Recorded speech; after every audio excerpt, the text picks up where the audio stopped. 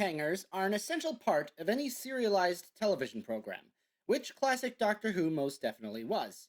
Some cliffhangers are better than others, however, and that's why I'm doing top lists for every decade of Doctor Who from the 1960s to the 2000s. In a previous video, I looked at some of the worst cliffhangers of all time, and then I looked at the best cliffhangers of the 60s and the best cliffhangers of the 70s.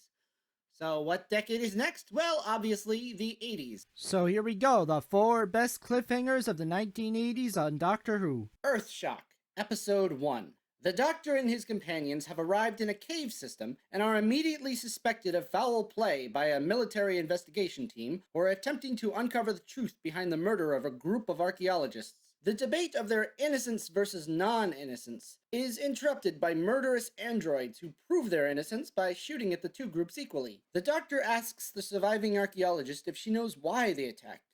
She responds that there didn't appear to be a reason.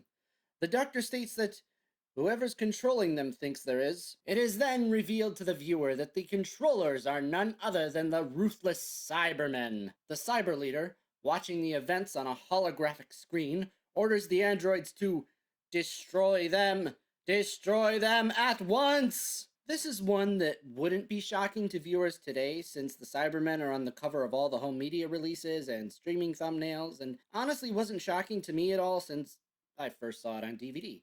But I'm choosing to judge these cliffhangers based on how they would have been received in the day. The Cybermen hadn't appeared on the show for several years, their last appearance being in 1975's Revenge of the Cybermen from Tom Baker's first season. And producer John Nathan Turner went to great length to make sure it was kept secret. Apparently he did a very good job, as everyone remembers it as one of the most surprising cliffhangers in the show's history. That doesn't happen very often, what with leaks and promotional material, and perhaps that's actually a good thing. If surprises like this came all the time, we would be expecting surprises all the time, so they wouldn't be quite as surprising. The fact that they do come fewer and farther between, however, makes moments like this all the more special. The Caves of Androzani, Episode 3. The Fifth Doctor and Perry are stuck in the middle of politics and warfare on the planet of Androzani Minor. To make matters worse, they have also been infected with a deadly condition of spectroxtoxemia, so they are of course both dying. While Perry is in the hands of the diabolical Sherez-Jek, the Doctor has become the prisoner of the cruel smuggler Stotz, who is taking him on a ship to Androzani Major, believing him to be a government spy. The Doctor, utterly determined to get back to Minor, get the antidote to their condition, and save Perry, while also holding off his regeneration, manages to escape his bonds and gain control of the ship. Ignoring the crew's threats, he begins to crash the ship into the planet below, telling Stotz that he needs to save Perry since he got her into this situation to begin with, and declaring, "I'm not gonna let you stop me now!" Okay, so that was a long recap, but it deserves it. This is one of the best cliffhangers the show has ever had. The crew, led by director Graham Harper, the only director to work on both the classic and new series, incidentally, did an excellent job pulling the scene together. The camera work, editing, dialogue, sound effects all create this tension which keeps building at an ever-increasing pace, leading into a climax which matches perfectly to the sting of the end credits theme. It is definitely one of the best cliffhangers of all time. I usually don't do a ranking of worst to best for a list like this, but this one, if I was, would definitely be at the top spot. Legopolis, Episode 3. The Master's sabotage on Legopolis has consequences even he didn't foresee, as it has caused the universe to start to decay around them, heralding the total destruction of everything. So the Doctor is forced to team up with the Master to save the universe. They shake hands on it, and the credits roll. This ending up on the list might be a bit of a surprise to some. I don't think I've ever seen it on a list of best cliffhangers, although, come to think of it, I haven't even seen very many lists of best cliffhangers. Anyways, I think it deserves to be on this spot. It's the exciting cliffhanger leading into Tom Baker's big finale episode.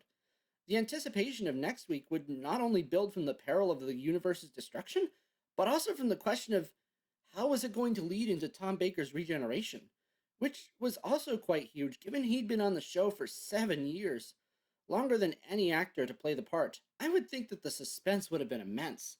I know it would have been for me. And that's the sort of reaction any really good cliffhanger should give you. Remembrance of the Daleks, Episode 1.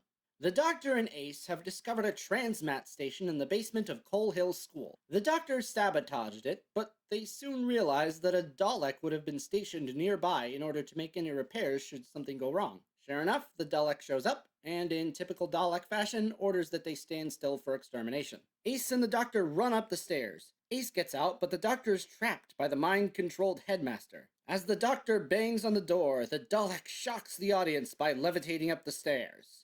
The Doctor stares in horror, and roll credits. Yep. Years before the titular character in the 2005 episode Dalek shocked the British populace also by levitating up the stairs, it was actually done here first. The assumption that a Dalek could not climb stairs had been fodder for making fun of the villains for many years, but this was an attempt to change all that. Unfortunately, it didn't seem to work, as not a whole lot of people seemed to watch the show in the 80s, and so the twist had to be repeated in 2005. Just remember, they did it here first. So, what did you think of my list? Was it right? Was it totally wrong? What are your top 5 cliffhangers from the 1980s? Let me know in the comments below, and I'll see you next time. Oh, and if you have any suggestions for lists that I should do in the future, there's a ton of options out there, but I'd like to know what you guys would like to see. Or maybe not even lists, just what content would you like to see? Would you like to see more reviews of episodes, more product reviews, action figure reviews? Let me know in the comments below, and like I said, I'll see you next time.